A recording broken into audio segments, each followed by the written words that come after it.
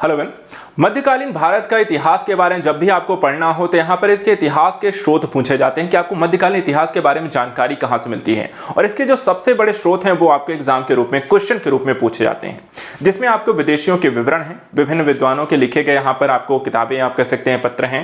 इसके साथ साथ देखा जाए तो आपको विभिन्न प्रकार के यहाँ पर जो ग्रंथ इत्यादि लिखे गए हैं वो मूल रूप से आपको देखा जाए पुस्तकें जो हैं वो आपके इनके विवरण का सबसे प्रमुख स्रोत माने जाते हैं।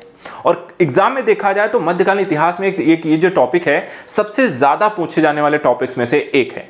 आज हम यहां पर इससे संबंधित सभी घटनाक्रम को मात्र एक वीडियो में यहां पे समझने का प्रयास करेंगे। एक ही वीडियो में जितने भी तरीके के प्रश्न यहां पर मध्यकालीन इतिहास के स्रोत इतिहास से लेकर आते हैं, जितनी प्रकार किताबें ग्रंथियों के बारे में पूछे जाते हैं, वो सब का सब हम यहां पर एक ही वीडियो में पढ़ेंगे। चलिए यहां पर देखते हैं सबसे पहले मध्यकालीन इतिहास की रचना एवं रचना कालों को लेकर के क्या है, यहां पर किसके द्वारा लिखी गई और उसमें किस चीज की यहां पर आपको जानकारी मिलती है। यही आपसे क्वेश्चन हर बार एग्जाम में पूछा जाता है ना। तो यहां पे अगर हम देखें सबसे पहले किताबुल हिंद, ये क्वेश्चन कई बार एग्जाम में पूछा गया है। ये रचना किसकी है? अलबरूनी के द्वारा लिखी गई है। और इसमें किस बात की जानकारी यहां पर मिलती है? तो इसमें भारत के धार्मिक सामाजिक जीवन के विस्तृत वर्णन के साथ ज्ञान विज्ञान की यहां पर जानकारी आपको मिलती है। उसके बाद आता है राजतरंगिणी। राजतरंगिणी किसकी पुस्तक है? कलहड़ के द्वारा लिखी गई। और इसमें कश्मीर के क्षेत्र इतिहास का सजीव आपको वर्णन मिलता है, अर्थात कश्मीर के बारे में जानकारी आपको राजतरंगिणी से मिलती है। गोडवह जो है ये वाकपति के द्वारा लिखी गई यहां पर रचना है और इसमें कन्नौज के शासक यशोवर्मन के बारे में जानकारी मिलती है। यही क्वेश्चन आपसे बनते हैं, किसकी जानकारी क्या मिलती है, या राजतरंगिणी किसकी जानकारी मिलती है, या फिर यशोवर्मन के बारे में किस ग्रंथ से जानकारी मिलती है, या किसके द्वारा लिखी गई है। ठीक है। इसके अलावा रामचरित जो है संध्याकार नंदी के द्वारा लिखी गई और इसमें पाल वंश के शासक रामपाल के जीवन के संबंध में आपको चर्चा की गई है।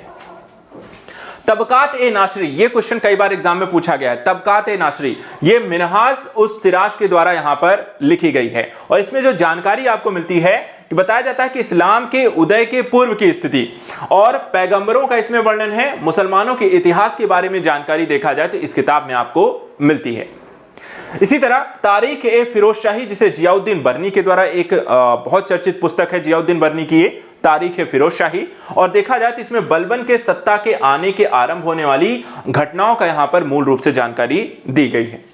उसके बाद आता है खजाइन उल फुतूह। खजाइन उल फुतूह की जो पुस्तक है इसे लिखी गई है अमीर खुसरो के द्वारा और अमीर खुसरो ने इसमें जो जानकारी दी है कि किस तरीके से अलाउद्दीन खिलजी ने यहां पर कहां पे आक्रमण करके किस किस तरीके के विजय आपको प्राप्त की है। इसी तरीके से तुगलकनामा है। तुगलकनामा किसकी लिखी हुई है? अमीर खुसरो की ही पुस्तक है और इसमें तुगलक वंश के यहां पे सत्तारूढ़ होने की घटनाओं के बारे में मूल रूप से जानकारी दी गई है। साथ ही नूह सिपहर भी यहां पर अमीर खुसरो के द्वारा लिखी गई है और इसमें भारत की जलवायु, रहन सहन, कृषि, वेशभूषा इत्यादि के बारे में आपको जानकारी दी गई है। फुतूह उस सलातनी, ये इस्लामी के द्वारा यहां पर लिखी गई पुस्तक है जिसमें आपको गजनी राज्य के उदय से लेकर बहमनी राज्य की संस्थापना तक की घटनाओं का यहां पर मूल रूप से वर्णन किया गया है। अब यहां पे ऐसा भी क्वेश्चन हो सकता है, लाइक निम्नलिखित में से कौन से अमीर खुसरो के द्वारा पुस्तक नहीं लिखी गई? देखा जाए तो अमीर खुसरो ने यहां पे खजाइन उल फुतूह, तुगलकनामा, नूर सिपहर जैसी यहां पर 3 अलग अलग पुस्तकों का यहां पर नाम एक तरीके से रचना की है। इसमें चौथी कोई और भी यहां पर दी जा सकती है। इसके अलावा अलबरूनी के द्वारा लिखी गई पुस्तक के बारे में पूछा गया है क्वेश्चन। यहां पे देखा जाए तो अलबरूनी के द्वारा इस लिखी गई पुस्तक को लेकर, कलहड़ की राजतरंगिणी को लेकर लिखी गई पुस्तक, तबकात ए नासरी को लेकर, जियाउद्दीन बर्नी की पुस्तक, इसके अलावा तुगलकनामा जो अमीर खुसरो की पुस्तक है, फिसामी के द्वारा लिखी गई पुस्तक, ये 4-5 टॉपिक है जहां पे आपको हर बार एग्जाम में क्वेश्चन इससे पूछे गए हैं। इसके साथ साथ यहां पे देखिए इस पेज पे भी ऐसे ही कुछ पुस्तकों के नाम हैं, जैसे कि एक क्वेश्चन आता है फतवा-ए जहादारी, जो कि एक क्वेश्चन है आपके एग्जाम में पूछा गया है फतवा-ए जहादारी को लेकर के। यह भी देखा तो जियाउद्दीन की एक दूसरी पुस्तक जो कि और इंपॉर्टेंट यहां पर है, जिसमें बताया गया है कि किस तरीके से सल्तनत कालीन राजनीतिक दर्शन और प्रशासन था, उनका किस तरीके से राजनीतिक प्रशासन किस तरीके से किया जाता था, उस समय आपकी प्रशासनिक व्यवस्था कैसी थी, उसके बारे में जो डिटेलिंग यहां पर है वो आपको फतवा-ए जहादारी में की गई है, जो कि जियाउद्दीन बर्नी की है। इब्न बतूता एक ऐसे यहां पर आपके कह सकते हैं कि लेखक रहे हैं जिनके क्वेश्चन काफी बार यहां पर इनके जानकारी इनको लेकर के पूछी गई है और जो सबसे ज्यादा फेमस है किताब उल रहला। और किताब उल रहला के बारे में अगर हम देखें तो इसमें जो जानकारी दी गई है मोहम्मद बिन तुगलक के बारे में कि उनका व्यक्तिगत जीवन कैसा था, प्रशासन कैसा था, सामाजिक जीवन कैसा था।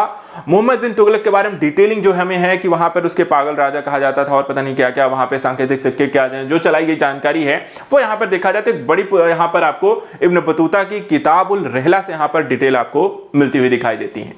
इसी तरीके से तारीख है शेरशाही, ये अब्बास खां शेरवानी के द्वारा लिखी गई पुस्तक है और इसमें अकबर के आदेश उसी के दरबार में लिखे गए शेरशाह के शासन प्रशासनिक कार्यों की जानकारी का भी यहां पर देखा जाए तो महत्वपूर्ण आपको स्रोत है। तो दो जानकारियां मिलती हैं, एक तो यहां पर नाम से ही क्लियर है शेरशाही अर्थात शेरशाह के द्वारा जो किए गए कार्य प्रशासन की व्यवस्था है, प्रशासनिक कार्य है, शासन व्यवस्था है, उसके बारे में सबसे महत्वपूर्ण जानकारियों में से एक यहां पे प्रोवाइड कराता है। और दूसरा अकबर का जब शासनकाल यहां पे शुरू होता है, अकबर के शासनकाल में उसने कौन कौन से यहां पे राज दरबार में आदेश दिए थे उनका यहां पर उल्लेख किया गया है। इसके अतिरिक्त यहां पे अकबरनामा जो कि एक और फेमस है, जो कि कई बार आपके एग्जाम में पूछा गया है और किसके द्वारा यहां पे रचित है, अबुल फजल के द्वारा। जानकारी इसमें क्या दी गई है, देखिए अकबरनामा में अबुल फजल ने जो जानकारी दी है 3 तरीके की दी है, अर्थात इसके 3 अलग अलग भाग हैं। पहला भाग अगर हम देखें तो प्रथम भाग में उन्होंने अकबर के पूर्वगामी शासकों के इतिहास के बारे में जानकारी दी है, लाइक जैसे शेरशाह हैं, हुमायूं हैं, बाबर हैं, ठीक है। उसके बाद दूसरे भाग में देखा जाए तो अकबर के शासनकाल की घटनाओं का भी यहां पर उन्होंने वर्णन किया है। और तीसरे भाग जो है आईने अकबरी के यहां पर कहलाता है, जिसमें अकबर के द्वारा प्रतिपादित शासन प्रणाली, कानून, नियम आदि की यहां पर जानकारी दी गई है। तो पहले में अकबर के पूर्व के शासनकाल, दूसरे में अकबर के यहां पे शासन व्यवस्था के बारे में है, प्रमुख घटनाएं जो हुई उसके शासनकाल में, और तीसरा यहां पर देखा जाए तो मूल रूप से कानून, नियम, प्रणाली, प्रशासनिक व्यवस्था इत्यादि के बारे में अकबर की जानकारी है। और तीसरे ही भाग को यहां पर ध्यान रखिएगा, आईने अकबरी भी यहां पर कहा जाता है, जो कि यहां पर आपको अबुल फजल के द्वारा ही लिखा गया है। इसको भी लेकर यहां पर क्लियर रखिएगा, कंफ्यूज नहीं होना है। इसके बाद आता है पादशाहनामा। पादशाहनामा को लेकर देखा जाए तो काफी सारे लोगों ने इसे लिखा है, मोहम्मद अमीन काज़विनी, अब्दुल हमीद लाहौरी और मोहम्मद वारिस के द्वारा, तीनों के द्वारा मिलकर लिखी गई है।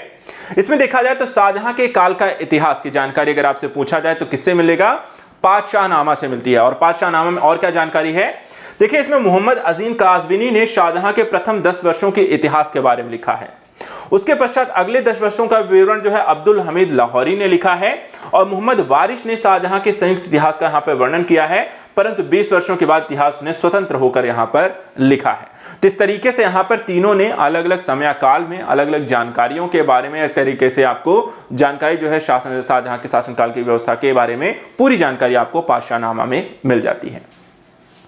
एक यहां पर है नुस्खा ए दिलकुशा, ठीक है, नुस्खा ए दिलकुश जो है ये भीमसेन के द्वारा यहां पर लिखी गई पुस्तक है। और इसमें जो जानकारी यहां पर दी गई है कि औरंगजेब के काल में, ठीक है, औरंगजेब का जब शासन था तो उसने किस तरीके से दक्षिण भारत के इतिहास के बाद किस तरीके से विजय प्राप्त की और उससे कौन कौन सी यहां पे प्रमुख घटनाएं रहीं।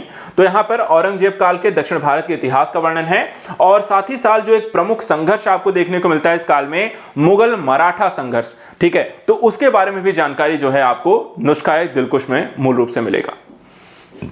इसके बाद आता है बल्लाल चरित। बल्लाल चरित की जो पुस्तक है इसे लिखा है आनंद भट्ट ने, और आनंद भट्ट ने जो इसमें जानकारी दी है कि बंगाल के सेन वंश का जो मूल विवरण है वो आपको बल्लाल चरित में मिलता है, आनंद भट्ट के द्वारा लिखी गई है और सेन वंश जो कि बंगाल का है उसकी जानकारी है। और लास्ट में देखें पृथ्वीराज रासो, जिनको काफी फेमस है, कई बार क्वेश्चन भी पूछा गया है, चंद्रवरदाई के द्वारा लिखा गया है, जिसमें पृथ्वीराज चौहान के जीवन का वर्णन है, संयोगिता संग उनके प्रेम का वर्णन है, मोहम्मद गोरी उसे बंदी बनाकर गजनी ले जाने और सद्वेशी बाण के द्वारा मोहम्मद गोरी को मारने का भी यहां पर आपको विवरण है। तो इस तरीके से मध्यकालीन इतिहास के बारे में जो सबसे प्रमुख स्रोत हैं, जहां से जानकारी पूरे मध्यकालीन भारत के विभिन्न शासनकाल की हमें मिल जाती है, वो यहां पर विभिन्न रचनाएं हैं, ग्रंथियां हैं, स्रोत हैं, वह विदेशी विवरण है। तो वो हमने यहां पर आज के इस वीडियो में देख लिया है।